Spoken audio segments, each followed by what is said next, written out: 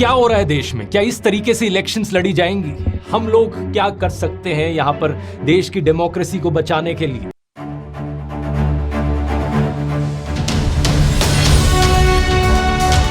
जनहितैषी, TRP नहीं भरोसा आपका।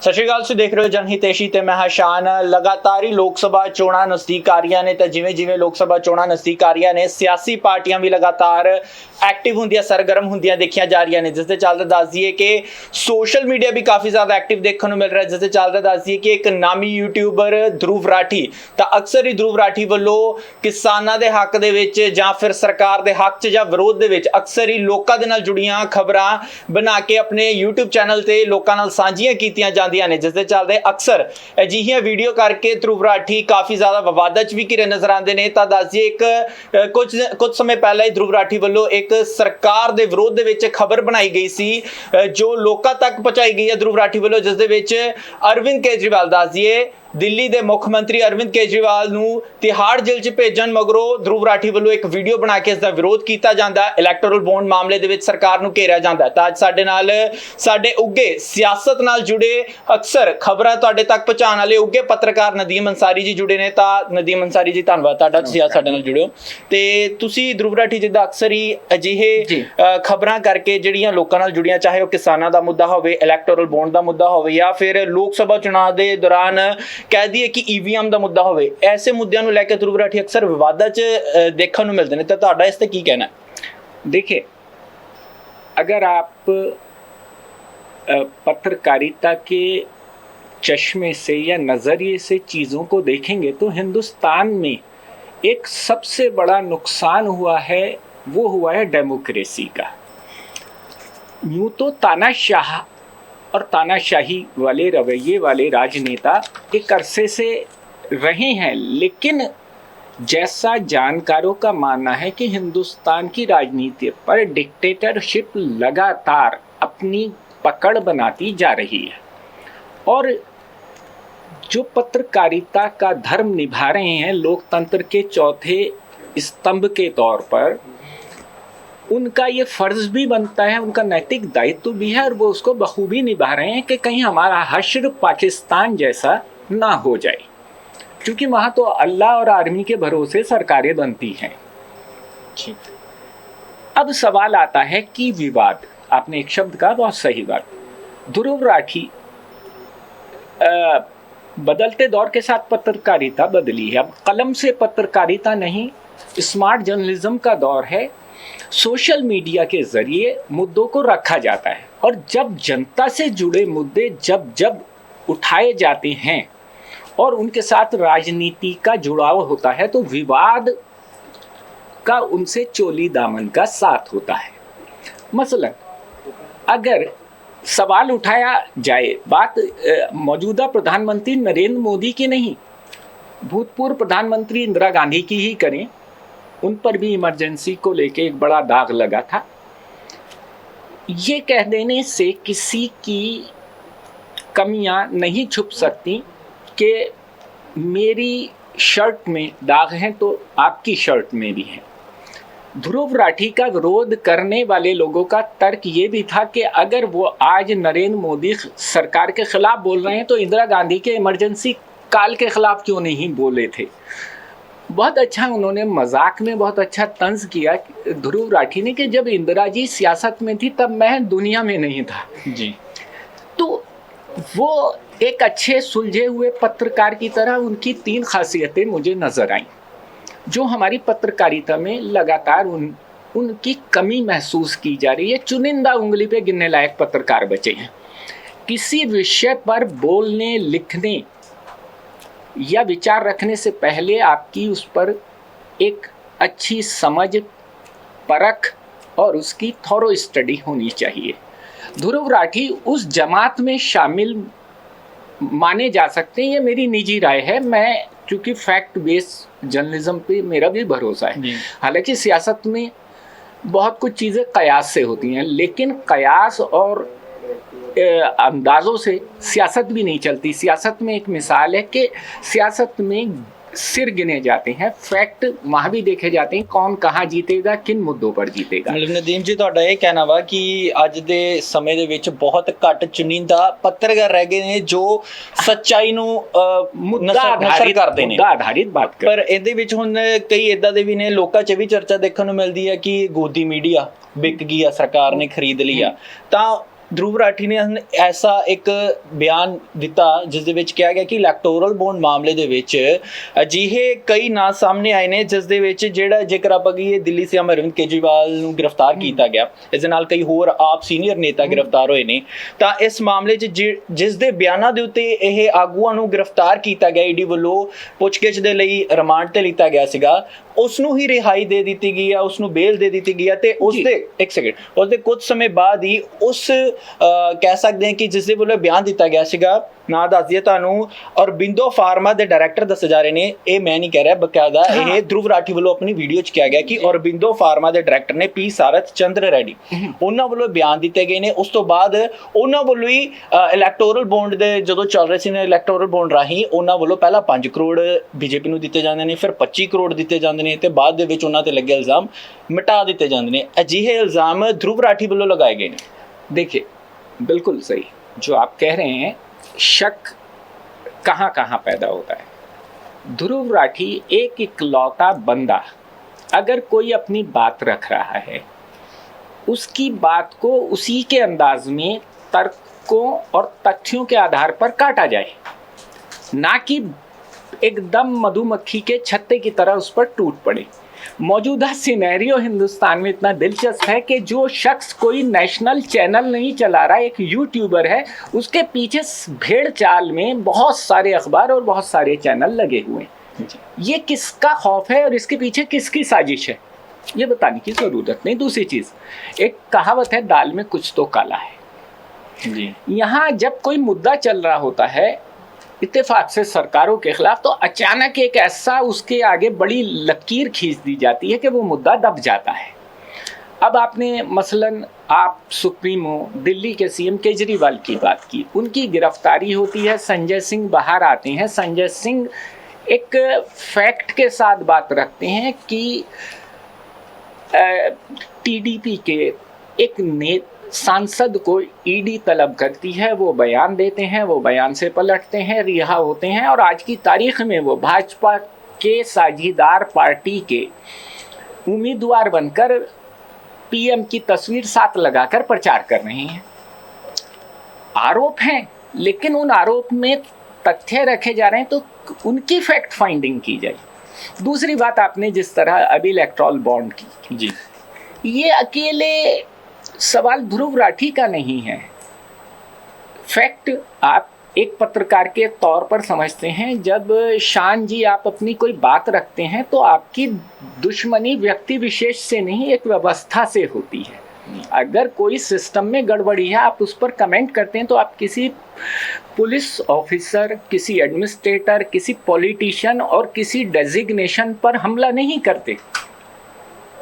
वो आपका हमला एक सिस्टम के खिलाफ होता है, और जवाब देने के लिए जो आरोप जिन पर हैं या जो आरोप के दायरे में आ रहे हैं, उनका फर्ज भी यही बनता है कि वो नैतिक आधार पर अपनी बात को सलीके से, लोकतांत्रिक तरीके से, ऐसे ही किसी या उससे बड़े प्लेटफॉर्म पर रखें, ना कि उसके खिलाफ दुष्प्रचार, एक प्रोपेगेंडा चलाएं।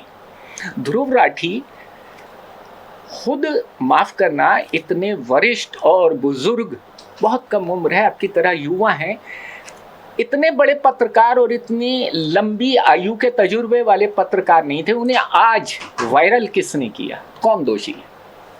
वो लोग दोषी हैं जो उनको क्रिटिसाइज़ करें, क्योंकि हमारी एक मानसिकता है कि हम सकारात्मक चीज़ों को कम देखते हैं, नकारात्मक चीज़ों को ज़्यादा। ध्रुव राठी अपनी बात शायद कहते और उनका इतना कड़ा विरोध नहीं होता तो वो इतने वायरल नहीं होते। और विरोध क्यों हो रहा है, इसके पीछे समझने की ज़रूरत है। नहीं नदीम जी, ਤੁਸੀਂ ਮੈਨੂੰ ਇੱਕ ਗੱਲ ਜ਼ਰੂਰ ਤੁਸੀਂ ਸਹੀ ਕਹੀ ਹੈ ਕਿ ਜੇਕਰ ਅਸੀਂ ਫੋਰਥ ਪਿਲਰ ਜਿਹੜਾ ਮੀਡੀਆ ਅਗਰ ਉਸ ਨੂੰ ਅਸੀਂ ਨਹੀਂ ਬਚਾਵਾਂਗੇ ਤਾਂ ਕਿਤੇ ਨਾ ਕਿਤੇ ਪਾਕਿਸਤਾਨ ਵਰਗੀ ਡਿਕਟੇਟਰਸ਼ਿਪ ਦੇਖਣ ਨੂੰ ਮਿਲ ਸਕਦੀ ਹੈ, ਤੁਸੀਂ ਕਿਹਾ।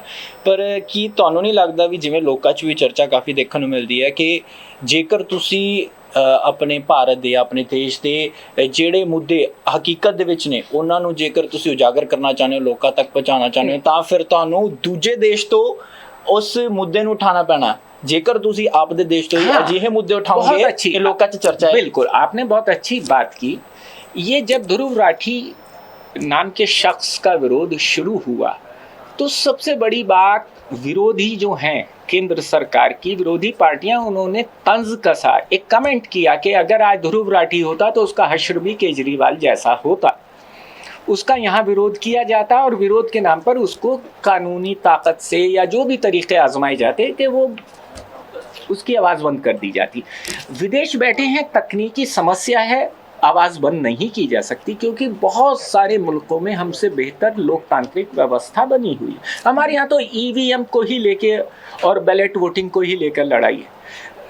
हम ईवीएम के पक्ष में तर्क देते हैं तो, लेकिन क्या जो बैलेट से बहुत एडवांस कंट्री अपने यहाँ वोटिंग कराते हैं, क्या वो पिछड़े हुए? वो विकसित देशों की कतार में खड़े हैं। और बात आपने जो की है कि ध्रुव राठी जो मुद्दे उठा रहे हैं उनका विरोध क्यों हो रहा है, इसलिए आज चुनाव हो रहा है देश में, महापर्व लोकसभा का चुनाव, लोकतंत्र है, उसमें लोग जिनका तंत्र है उनकी बात ही नहीं हो रही। आप बताएं कौन से मुद्दे पे बात हो रही है? ना जी, एक दूसरे को कीचड़ उछाल रहे हैं, देखने को मिल रही है, ना ही इस दिन महंगाई कहाँ है, शिक्षा कहाँ है, रोजगार कहाँ है, विकास कहाँ है, इन मुद्दों पर बात क्यों नहीं हो रही? ये मुद्दों से ही हकीकत में तथ्यजनक और मुद्दा आधारित राजनीति होनी चाहिए जिससे लोकतंत्र स्वस्थ होगा, देश खुशहाल बनेगा। उस शख्स का एक ही गुनाह नजर आता है कि उसने जनता से जुड़े मुद्दे उठाए। अल्टीमेट चाहे इलेक्ट्रल बॉन्ड का मामला हो या करप्शन किसी भी तरह का हो या डेवलपमेंट नहीं हो रहा, उसका हर्जा किसको हो रहा है? आम आदमी को, क्योंकि उसकी खून पसीने की कमाई से दिए गए टैक्सेस से ही जो डेवलपमेंट के नाम पे करप्शन होता है, जो चंदे घोटाले होते हैं, वो सब जाते कहाँ से हैं? वो पैसा जनता के टैक्स से इकट्ठा करते हैं। और कुछ बड़े घराने क्यों विवाद में आए? इन्हीं बातों की वजह से वो भी आए विवाद में।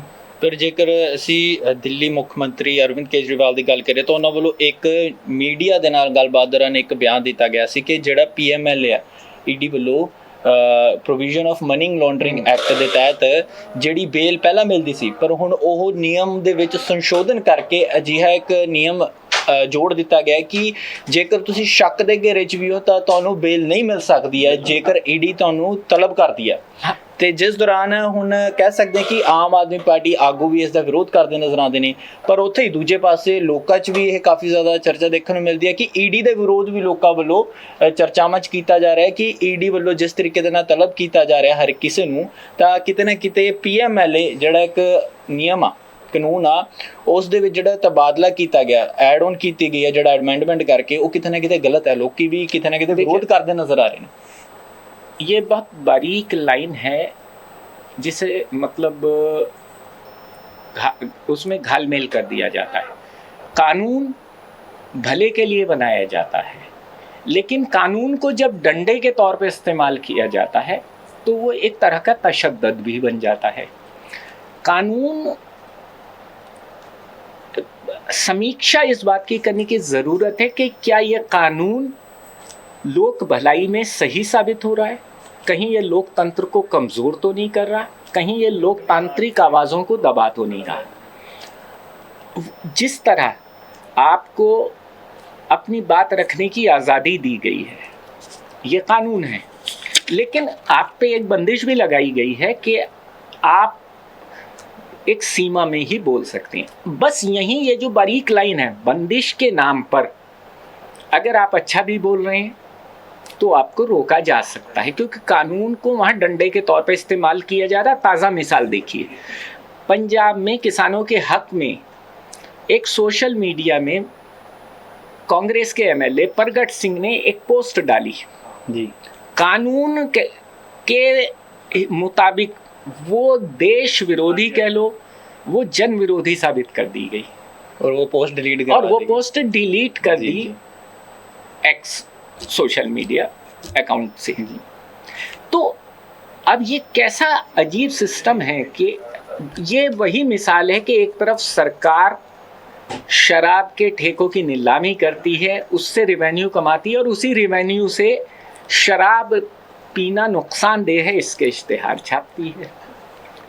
तो पंजाबी च जिद्दां कह ली अपनी चित अपनी पट। हाँ, चित भी अपनी। जब जो शासक होता, देखिए सत्ता निरंकुश होती, जो शासन में होता है उसके पास एक सहूलियत होती है कि वो कानून का दोनों तरह से इस्तेमाल कर सकता मतलब ਤੁਹਾਡਾ ਕਹਿਣਾ ਹੈ ਕਿ ਜੇਕਰ ਧਰੁਵ ਰਾਠੀ ਨੇ ਇਹ ਲੋਕਾਂ ਦੇ ਹੱਕ ਦੇ ਵਿੱਚ ਇਹ ਮੁੱਦੇ ਚੱਕੇ ਨੇ ਤਾਂ ਕਿਤੇ ਨਾ ਕਿਤੇ ਹੋਰ ਜਿਹੜੇ ਮੀਡੀਆ ਜਾਂ ਫਿਰ ਯੂਟਿਊਬਰ ਨੇ ਉਹਨਾਂ ਨੂੰ ਵੀ ਇਸ ਤੋਂ ਸਿੱਖਣਾ ਚਾਹੀਦਾ ਕਿ ज़्यादा तो ज़्यादा लोगों ते जनता को जागरूक बिल्कुल। इसका मैं एक जगह सम अप करूंगा। जो बात प्रगट सिंह कह रहे हैं कि अगर उनकी पोस्ट विवादित है, एतराज़ काबिल है, सेंसर करने लायक है, तो वो कह रहे हैं जो पंजाबियों के खिलाफ समुदाय, सिख समुदाय या समाज विशेष या पंजाबियों के खिलाफ जो अनर्गल प्रचार हो रहा है वो इस दायरे में क्यों नहीं आ रहा है। वही चीज़ ध्रुव राठी के लिए उसके समर्थक या आम आदमी के जहन में सवाल आ रहा है। ध्रुव राठी एक ब्लॉग में सरकार का विरोध कर रहे हैं। इस देश में लाखों लोग सोशल मीडिया प्लेटफॉर्म से विपक्ष के बारे में अनर्गल बोल रहे हैं, इतना आपत्तिजनक शर्मनाक बोल रहे हैं, आधी आबादी के खिलाफ बोल रहे हैं, किसी को पागल पप्पू कह दे रहे हैं जी, किसी को कुछ बता दे रहे हैं। उनके लिए ये रवैया क्यों नहीं लागू होता? बिल्कुल ये नैतिक तौर पर जवाबदेह हैं। जो ध्रुव राठी एक सिंबॉलिक नाम है, सवाल वो नहीं है, वो एक लॉजिकल बात है कि जो एक शख्स का विरोध कर रहे हैं इसलिए कि वो केंद्र सरकार या प्रधानमंत्री के खिलाफ अपने विचार रख रहा है और वो भी तथ्यों के साथ, तो उन हजारों लोगों को क्यों नहीं घेरा जा रहा जो विपक्ष के खिलाफ बोल रहे हैं। और लोकतंत्र की परिभाषा क्या है? लोकतंत्र की सीधी परिभाषा है, अगर विपक्ष खत्म हो जाएगा तो तानाशाही खत्म वजूद में आ जाएगी। वजूद चलना। इसलिए विपक्ष लोकतंत्र को वजूद में रखने के लिए, सत्ता पक्ष पर लगाम कसने के लिए बहुत ही जरूरी है। पक्ष जरूरी है। किसी भी सच्चे देशभक्त के लिए जो सही मायनों में देश की परवाह करता है, उसके लिए सवाल बहुत जरूरी है। कुछ लोगों को डाउट हुआ था कि क्या सही में ऐसा हो रहा है या नहीं हो रहा, लेकिन पिछले 1 महीने में जो कुछ हुआ है देश में, उसे देखकर तो यकीनन आपकी आंखें खुल जानी चाहिए।